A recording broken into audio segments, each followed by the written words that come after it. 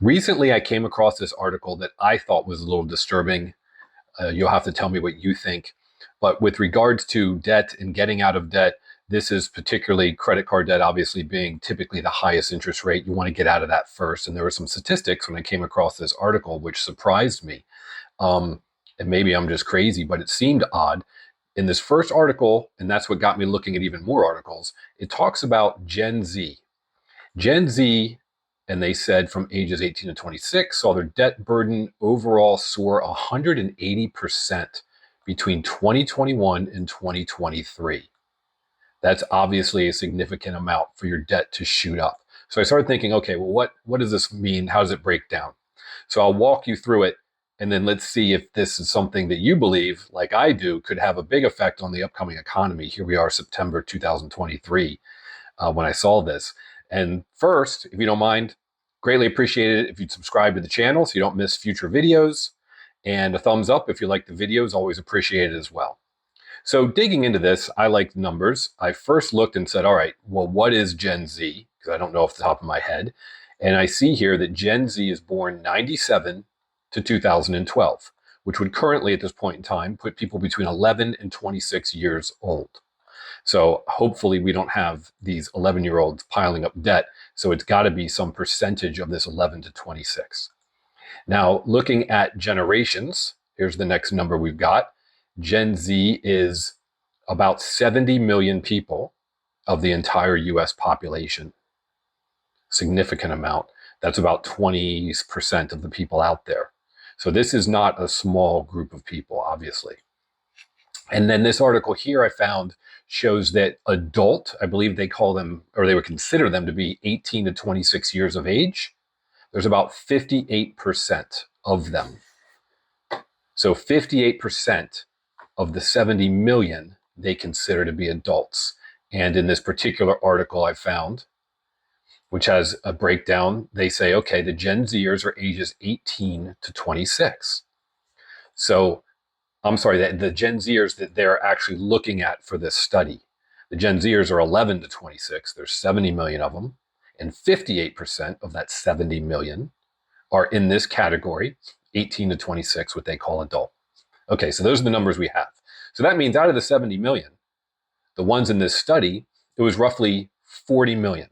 58% of 70 million is around 40 million people. So they're looking at 40 million. And when they broke it down, they said that of those 40 million people that are 18 to 26, in other words, they probably just graduated high school, they're either working or they're in college, they owe an average balance of $21,000. That's their current debt. To me, that seems really young to have that kind of debt, and that's non-mortgage debt. They're not talking about those that may have bought a home. And they break it down here. The auto balance, $9,800. Let's just call it $10,000 of an auto loan. That doesn't seem out of the ordinary. You've got to have a car to get around. Odds are they didn't have the money to buy one, so they got a car loan. That makes perfect sense. Credit card balance, this is disturbing, $2,800. Student loan balance, $7,000, okay.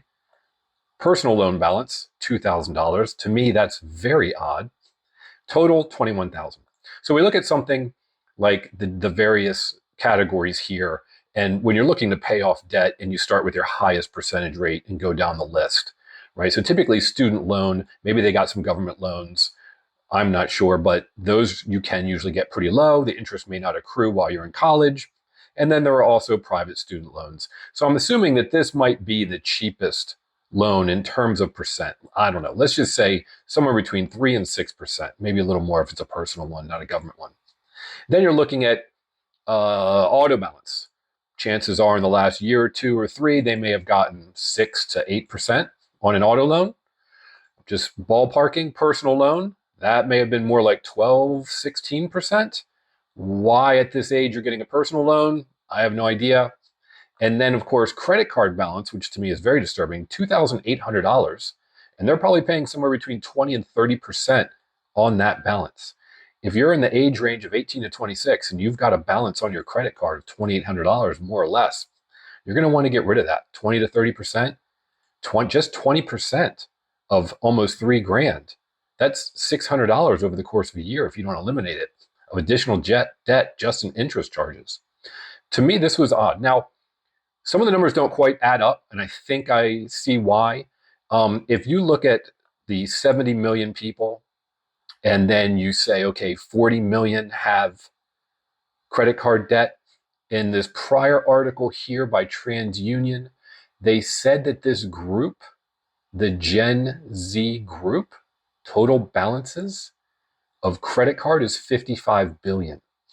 So doing the math and taking 55 billion and dividing it by the 40 million people, because it's 40 million in this age group of 18 to 26, that only comes out to be $1,375, as opposed to the credit card balance here they're showing as 2,800. So why the discrepancy? Does it mean the numbers are wrong, the numbers are off? I don't think so. This is a lending tree, and they did a survey here. They said of 150,000 anonymized credit reports to try to get something statistically significant. I guess this is what they came up with. So that means that they're looking at credit reports of people 18 to 26. There are probably plenty or a decent amount of 18 to 26. I have boys, 3 of them. None of them have credit cards. Should they get them to increase their credit and start a credit report, that's a whole nother issue.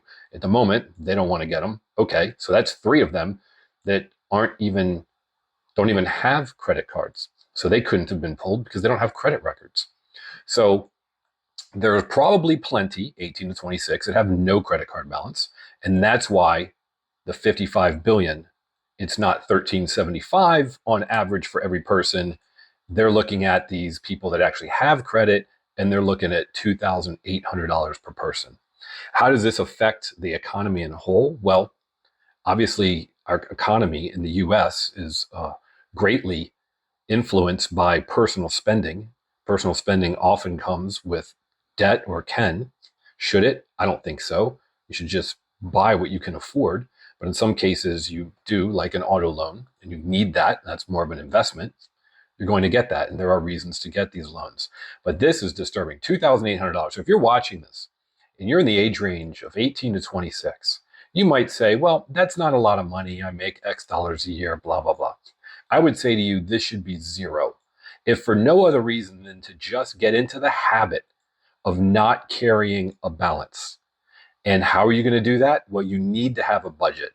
You're not budgeting right if you're not only getting a credit card or having a credit card balance, but you're also going out and seeking a personal loan.